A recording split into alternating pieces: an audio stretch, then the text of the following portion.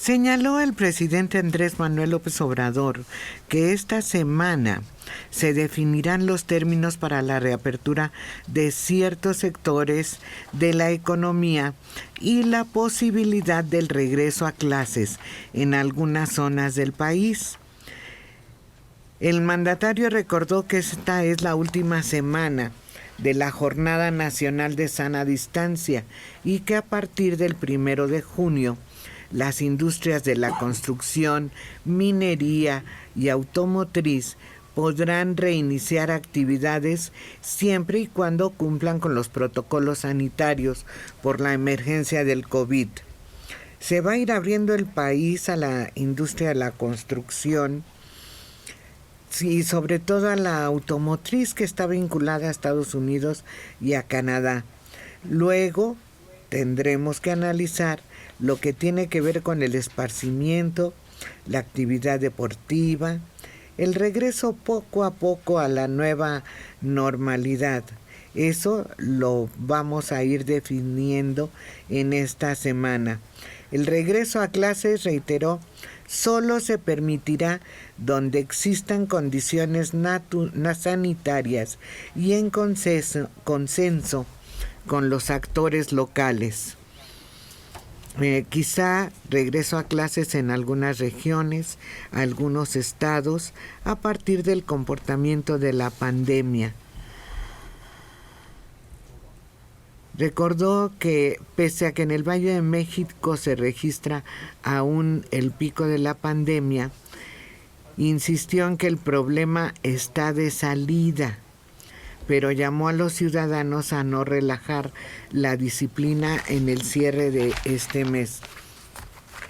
Hay muchas escuelas en el país, incluso aquí en la Ciudad de México, que no tienen ni siquiera el agua necesaria en los baños para que los niños se laven las manos o acudan al servicio del sanitario. Tendrían que ver que los baños, sobre todo en ese aspecto, tengan la suficiente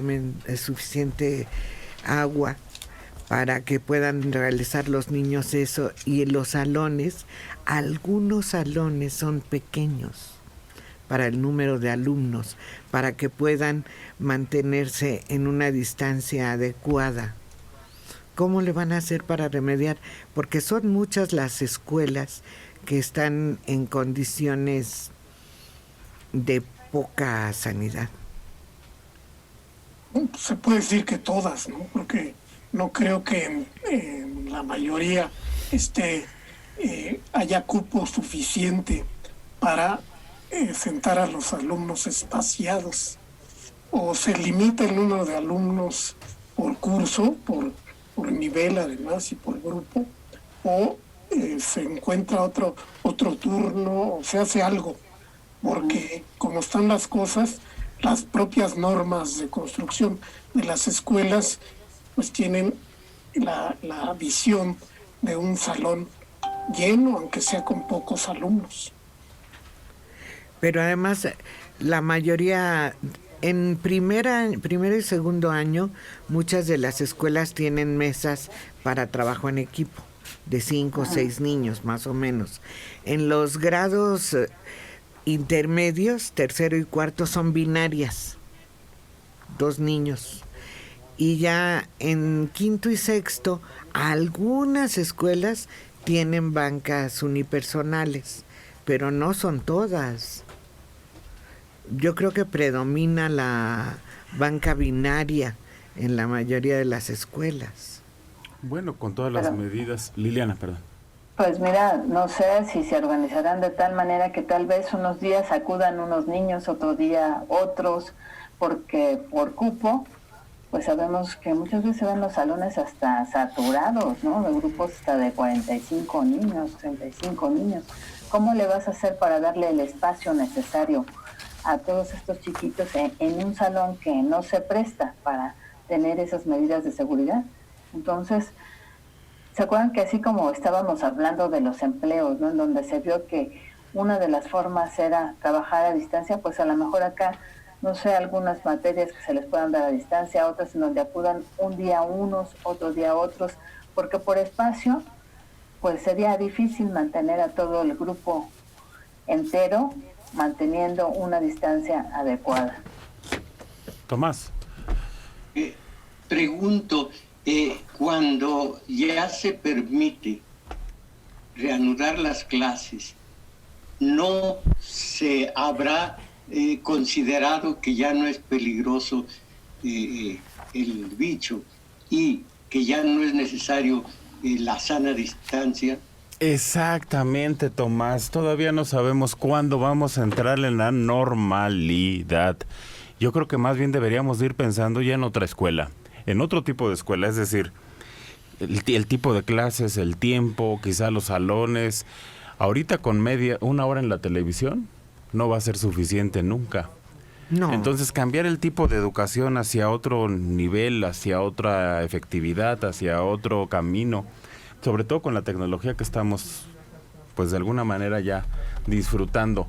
Yo sé que no todos, yo sé que no hay en todas las escuelas, pero ahorita ni las clases de las escuelas privadas se sustituyen por la presencial.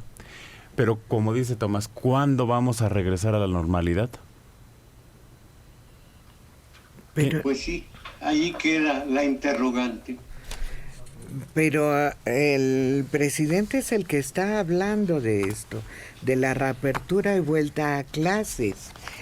Entonces seguramente ellos ya tienen un proyecto, ya tienen visualizado más o menos cuándo y cómo se podrá regresar. Yo creo Mario. Que no es una buena estrategia generar expectativas que no se van a cumplir. ¿Qué pasa? Que la gente se sale a la calle. Uh-huh. No le importa, dice, ya se va a acabar, ya dijo el gobierno que se va a acabar, yo me salgo.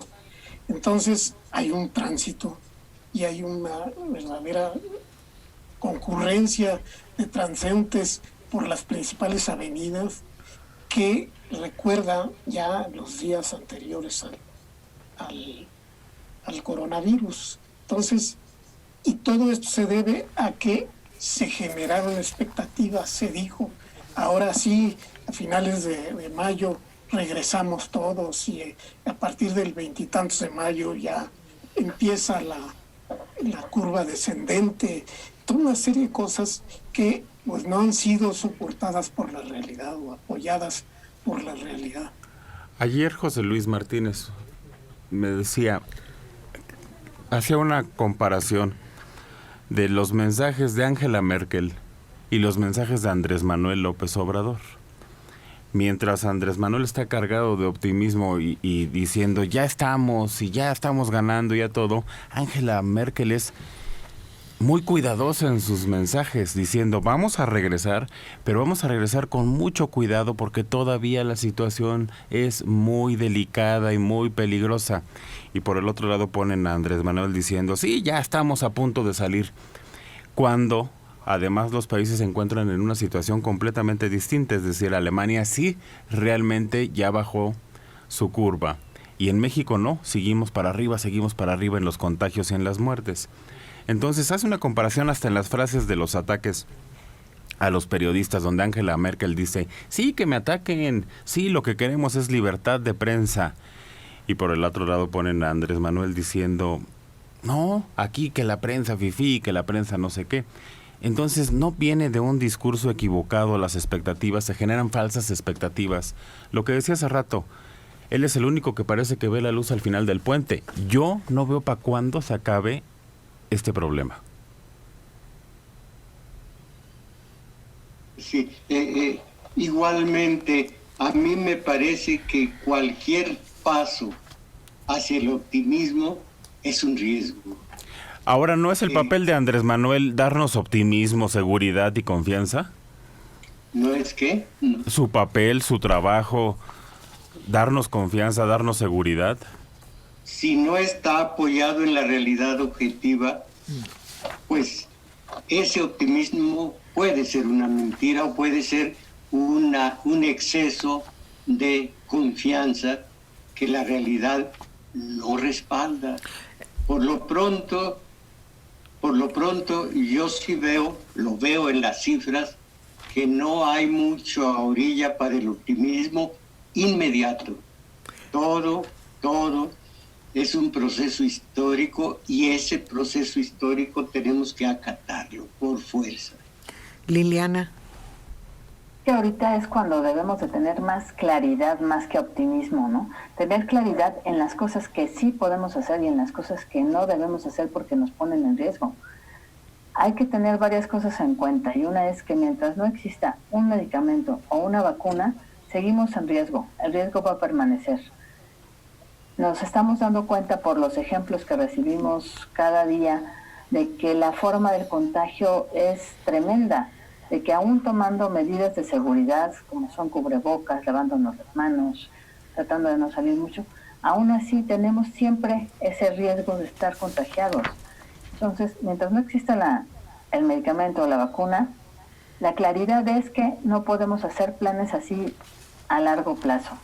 Vamos a tener que estar buscando otras formas de sacar nuestras actividades, nuestras obligaciones adelante, como, pues no sé, estando a distancia, viendo qué podemos hacer sin exponernos mucho a salir, tal vez no tomar clases en el caso de los niños, se tendrán que retrasar, ni modo. Ahorita lo primero es conservar la vida, conservar la salud, y si no tenemos esa idea clara, va a seguir sucediendo lo que sucede en Acapulco, que parece que ya están de fiesta y que ya pueden andar del tingo al tango, y no, vemos que aumentan sus contagios por imprudencia. No hay que ser imprudentes,